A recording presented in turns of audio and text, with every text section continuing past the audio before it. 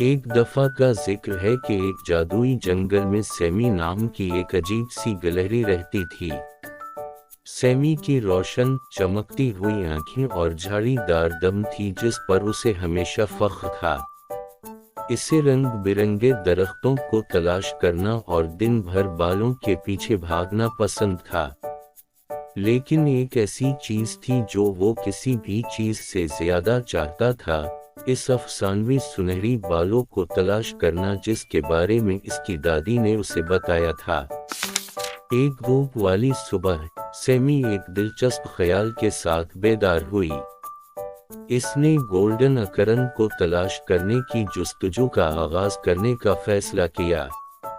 اس نے اپنے چھوٹے سے بیگ میں کچھ گری دار میوے پیک کیے، اپنے گلہری دوستوں کو الوداع کہا اور پرفتن جنگل کی طرف روانہ ہوا۔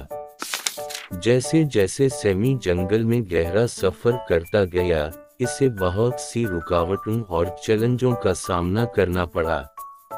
اسے ایک وسیع تیز دریا کو عبور کرنا تھا، اونچے اونچے درختوں پر چڑھنا تھا اور ایک خفیہ راستے کی حفاظت کرنے والے ایک سوئے ہوئے الو کے پاس سے گزرنا تھا۔ ان چیلنجوں کے باوجود سیمی پرعزم رہے اور بہادر دل کے ساتھ آگے بڑھتے رہے۔ ایک طویل دن کی تلاش کے بعد سیمی جنگل میں ایک صاف کرنے پر ٹھوکر کھا گیا جہاں اسے چمکتے پتوں کے ساتھ ایک عجیب و غریب درخت نظر آیا۔ جیسے ہی وہ درخت کے قریب پہنچا، اس نے دیکھا کہ ایک سنہری بالو اپنی جڑوں پر ٹہل رہا ہے جو سورج کی روشنی میں چمک رہا ہے۔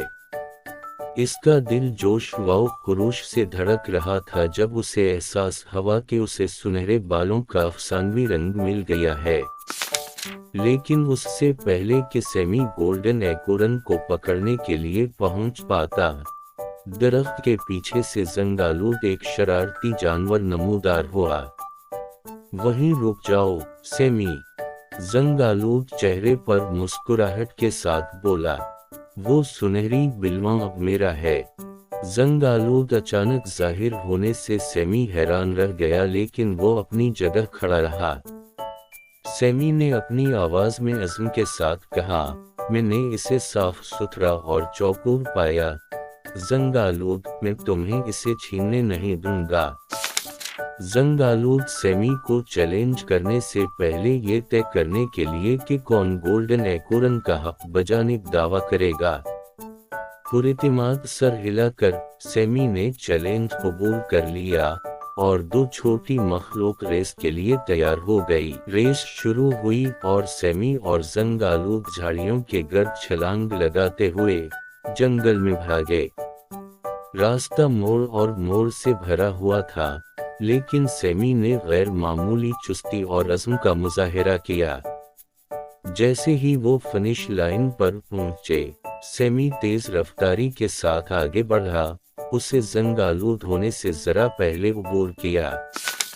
ہانکتے ہوئے اور سانس چھوڑتے ہوئے، زنگآلود شکست تسلیم کرتے ہوئے تسلیم کیا کہ سیمی نے فیئر اینڈ اسکوائر جیت لیا ہے۔ ایک مہربان مسکراہٹ کے ساتھ سیمی نے زنگآلود گولڈن ایکرن کو بانٹنے کے لیے مدعو کیا اور دونوں گلہریاں چمکتے ہوئے درخت کے نیچے بیٹھ گئیں اور حیرت سے اس خوبصورت سنہری اکرن کو دیکھ رہی تھیں۔ اس کہانی سے ہمیں سبق ملتا ہے کہ ہمیں ہر کام مل جل کر کرنا چاہیے۔